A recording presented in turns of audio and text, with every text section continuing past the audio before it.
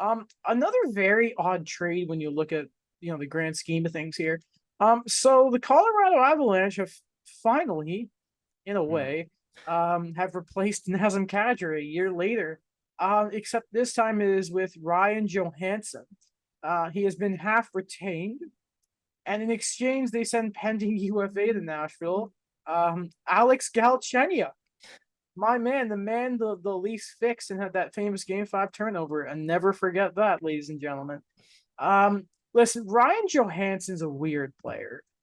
We all know before, was it like a knee injury that basically Yeah. just like during the 2017 playoffs, I Yeah, believe. that's when the Ducks really dug him in. So that was, and he was a big loss to them, and part of the reason they lost ended up losing to Pittsburgh. Was that 2017? That was 2017, yeah. Yeah, never quite been the same since.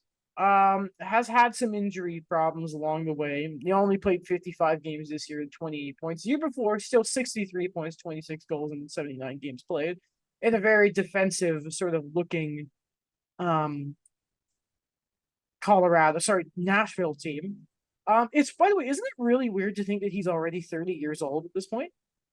Like Yeah, that's Ryan weird. Johansson still seems very young to me. Anyway, they You know get a guy why? who You know why? It's because they compared it the last time he was traded, and then remember it was like the trade of the two quote unquote young assets type of thing Johansson, Seth for Jones. Seth Jones. That's Yeah. so it's so weird to think of Ryan Johansson as a Blue Jacket all these years later. Man, Do you they remember really they can't keep players, can they? do you remember I it was like a picture from a while ago, but when he finally got his house in Columbus and then he made a basketball court there. You remember Really? that? Yeah, and then he got No. traded, I think like Oh my god. like later into the season. So listen, I don't feel it with the abs. I don't know if this is the move. It seems like too much of a gamble. You know what I mean? Mm. For their window right now, I think it's a gamble. It is quite a bit of money for a guy that you're just hoping to bounce back. He was relatively okay last season. We said that with him and Matt Duchene. It's something too that I think maybe it's just more of a pure center instead of JT Compher, who I believe is also a UFA I as think so, yeah. well. Yeah, I think that there's been a bit more history there of Johansson playing in the top six, being a pure center instead of putting someone like JT Compher behind Nathan McKinnon. So I could see the reasoning there. Even half retained, I don't know, for a prove it, like show me what you have, prove it kind of guy. 4 million is still pretty steep, despite what you gave up for them. And kudos to Nashville. I know they're still going to be paying a lot for a guy that's not there anymore, but they get Hey, out of a big contract that we all knew was going to be bad.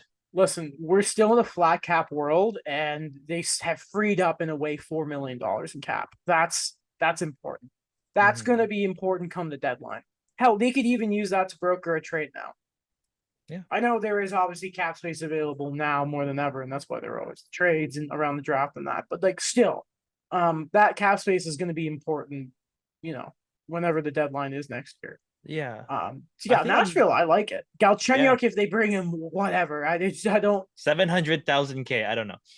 This is how, yeah, like I just don't know what to say about Alex Galchenyuk at this point in his career, except what could have been. But I mean, Bro, I was the going to say that. Avs, if there were other teams that took this bet, I would think I'd be more okay with it.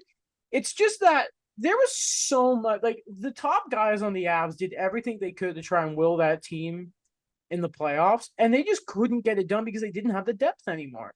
And it's just Mm-hmm. Johansson. It's just listen, I'm prepared to look like a real fool, but right now I don't like it. I don't like it. McFarland's disappointing me as GM ever since Sakic got hired upstairs. He already, you know what I mean, It's going to promoted be to an president. interesting offseason for Colorado.